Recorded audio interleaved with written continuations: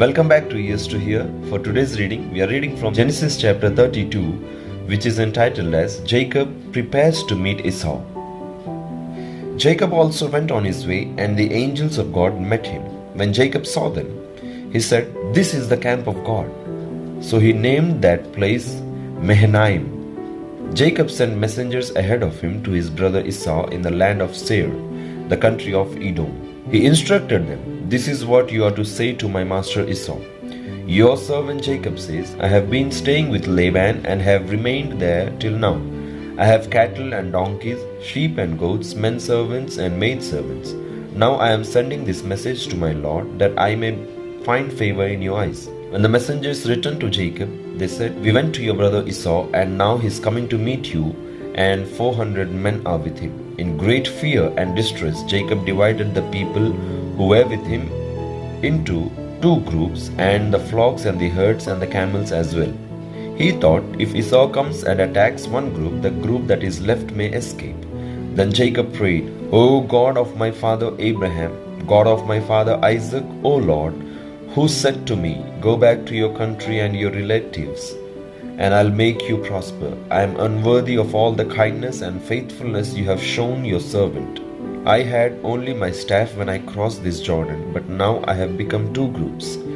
Save me, I pray, from the hand of my brother Esau, for I am afraid he will come and attack me, and also the mothers with their children. But you have said, 'I'll surely make you prosper, and will make your descendants like the sand of the sea, which cannot be counted.'"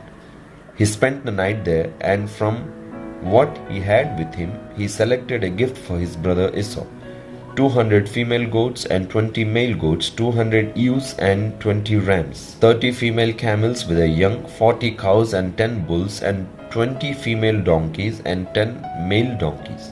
He put them in the care of his servants, each herd by itself, and said to his servants, "Go ahead of me and keep some space between the herds." He instructed the one in the lead, "When my brother Esau meets you and asks, 'To whom do you belong, and where are you going, and who owns all these animals in front of you?' then you are to say, 'They belong to your servant Jacob. They are a gift sent to my lord Esau, and he is coming behind us.'" He also instructed the second, the third, and all the others who followed the herds, "You are to say the same thing to Esau when you meet him. And be sure to say, 'Your servant Jacob is coming behind us.'" For he thought, "I'll pacify him with these gifts I am sending on ahead. Later, when I see him, perhaps he will receive me." So Jacob's gifts went on ahead of him, but he himself spent the night in the camp. That night Jacob got up and took his 2 wives and his 2 maidservants and his 11 sons and crossed the ford of the Jabbok. After he had sent them across the stream, he sent over all his possessions. So Jacob was left alone, and a man wrestled with him till daybreak. When the man saw that he could not overpower him, he touched the socket of Jacob's hip, so that his hip was wrenched as he wrestled with the man. Then the man said, "Let me go, for it is daybreak." But Jacob replied, "I'll not let you go unless you bless me." The man asked him, "What is your name?" "Jacob," he answered. Then the man said, "Your name will no longer be Jacob, but Israel, because you have struggled with God and with men and have overcome." Jacob said, "Please tell me your name." But he replied, "Why do you ask my name?" Then he blessed him there.